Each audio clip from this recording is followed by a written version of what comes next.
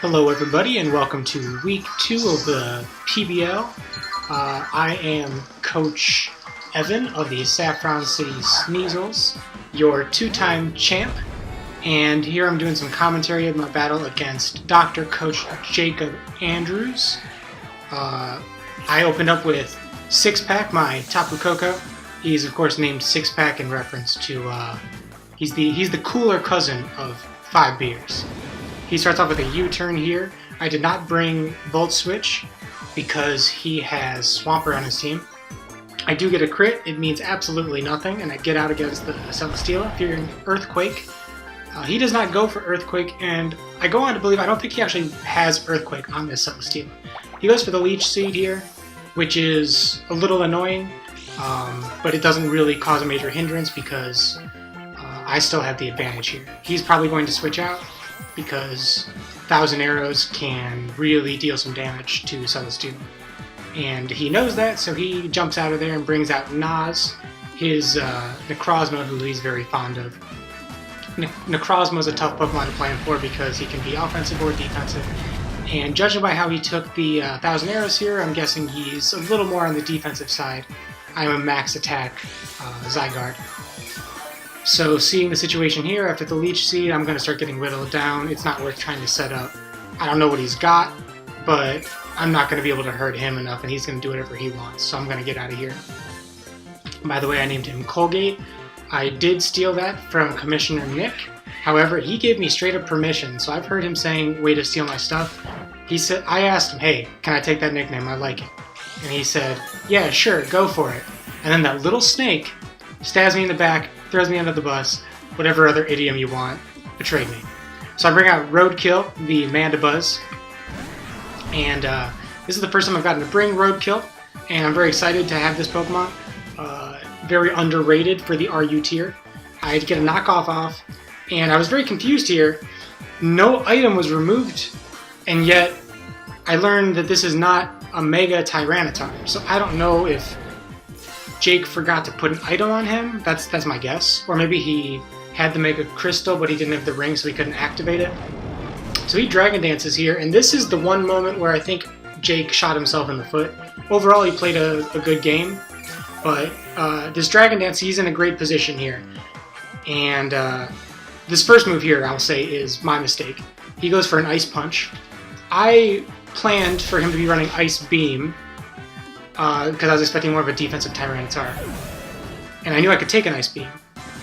However, after seeing the Dragon Dance, I should obviously be thinking, oh, he's not going Ice Beam, he's going Ice Punch because he's got boosted attack. But here's his mistake.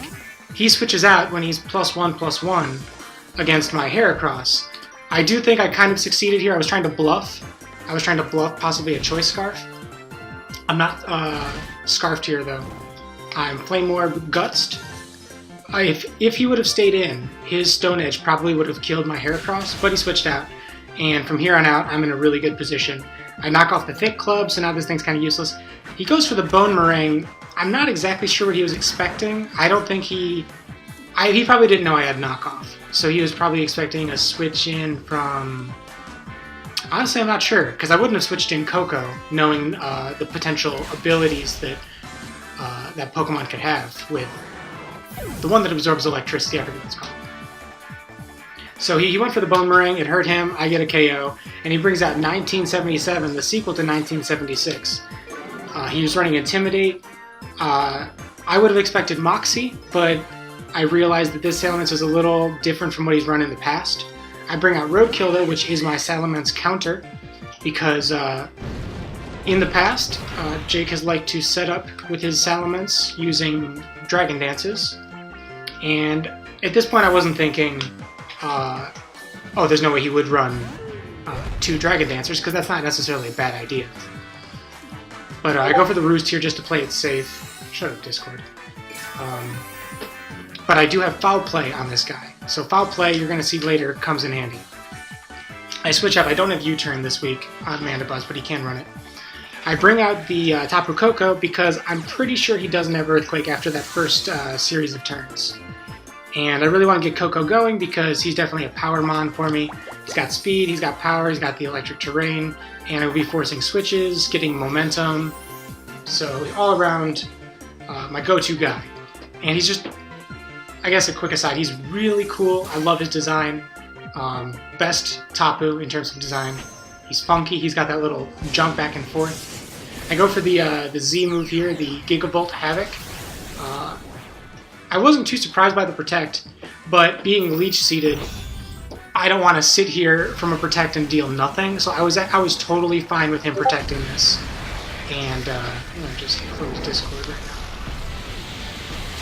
So yeah, I deal just a little bit over half on the Gigavolt Havoc, which was, in my mind, a win. I was very happy with that. He is going to get a little bit of Leech Seed, but now I can threaten with Thunderbolt. He's not going to protect twice in a row. And he's probably not going to. It's generally a bad idea unless you're desperate. He does switch out here, and this is me getting a little bit lucky. He goes for Tyrannosaurus, the Tyranitar, and I end up getting a paralysis on my Thunderbolts, which is a measly 10% chance. So, lucky me. Very happy with that. If I didn't get that, I'm still pretty sure I could have done some damage. I did have some super effective moves on this Koko. But I don't, so I'm going to just U-turn out of here. U-turn super effective, but I'm not a physical attacker this week, so it's really just to get out. The damage is nice though. That's probably about maybe a little less, maybe about a quarter. So that's just bonus. I bring out Rage Quit, the Togekiss. I get lucky here on the paralysis. I don't think he was going to go for a Stone Edge there, so I was probably fine. My original thought was he would Earthquake, and he would miss me anyway. I go for the Dazzling Gleam, and it's a clean KO. I think it deals a little over half, not exactly sure, but he was whittled down plenty. He brings out Seal Stealer, which is a natural counter. Gotta fear the Heavy Slam. And this thing was giving me a little bit of trouble. I wasn't exactly sure what I wanted to switch in here. I go for the Roadkill, knowing I could probably take a Heavy Slam, but also keeping in the back of my mind, I gotta keep this guy alive for Salamence. I don't have any hard-hitting ice moves this week. I think the best I've got maybe is a Hidden Power Ice. I'm not sure. No, I don't have Hidden Power Ice, so I've got really no ice moves for Salamence. But I tank that pretty well. He brings out Yard Roomba 2, the sequel mon to the his Yard Roomba, which is now my Ferrothorn. And it's also Rotom Mow, which I had last year. Jake and I kind of swapped a lot of Mons this season. He's got Alolan Marowak and the Rotom Mow. I've got Tapu Koko, Ferrothorn, Gigalith, and I did have Salazzle, but he was sent packing, despite having a great performance in Week 1 for me. So he brings out the Seal Stealer to take a hit from my Latias, which is a pretty good move on his part.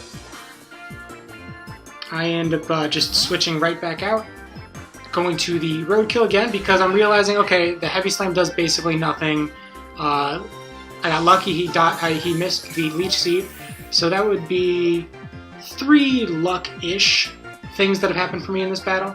I would say the Paralysis is huge luck. The Paralysis losing a turn, that's kind of lucky. And then missing the Leech Seed, that happens, but I count it as a win for me. He brings out the Salamence, and this is actually perfect for me. I don't have to try to switch in and maneuver my way here. He handed Salamence right to me. He goes for the Dragon Dance just like I expected. And this is where my foul play gets to show off. I was very happy with this sequence of events. This is a clean KO. I don't even think I needed that chip damage there. And Salamence is down. So now I'm not really concerned at all. I feel pretty comfortable going through these last few turns.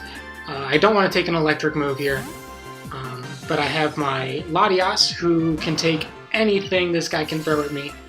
The smart move would probably be to Volt Switch, but he goes for the Hidden Power, I assume Ice, but it's not ×4 effective, it's just ×2, so it doesn't hurt that bad. I don't know if that was a special attack invested Pokemon this week, but Latias just has really good naturally special bulk. I didn't even invest anything. So I do have an Ice Beam. Okay, so I want to take back what I said earlier. I did have something for Salamence. I had the Ice Beam. But even then, I didn't want to just bet on that, because Dragon Dance, it's outspeeding Rocket. So I go for the Draco Meteor next, and I believe this KOs. If not, I think it gets close. Yes, it does. Cool. I'm really happy to have Latias for the 3rd straight season, even though I did end up dropping her in Season 2. Back to the Celesteela, and I really only have one answer to this thing, which is my Coco.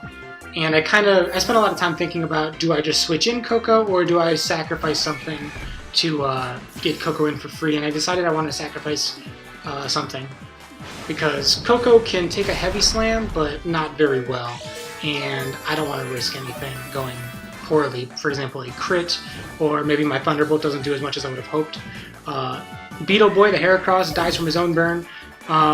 That's inconsequential for the game, but it's unfortunate for in terms of stats for Jake, and it's very fortunate for me. He misses out on a KO, and Heracross does not suffer a KO. He suffers a self-KO, which I believe is not as detrimental to your overall rating. I get the Thunderbolt KO. I mean, Coco hits hard, even with base 95 special attack. Next up is the Yard Roomba. I could have maybe done like a little battle here and taken a hit, given a hit, and then give him another hit. But I decided to play it safe. I switch out, get the U-turn, deal about half, and then I know he can't hurt Rocket. So just finish up the game without unnecessarily losing anybody. He goes for the Volt Switch, probably trying to get a boost off of the electric terrain. Although I'm not sure if that was the right move. I wonder if a Leaf Storm would have been better, but I switched out. So I guess in the end, it didn't really matter either way. So I defeated Jake. It was a very good battle. There were several moments where I was stressing, but I did get the win. Very happy about that. Thank you guys for listening, and tune in next week.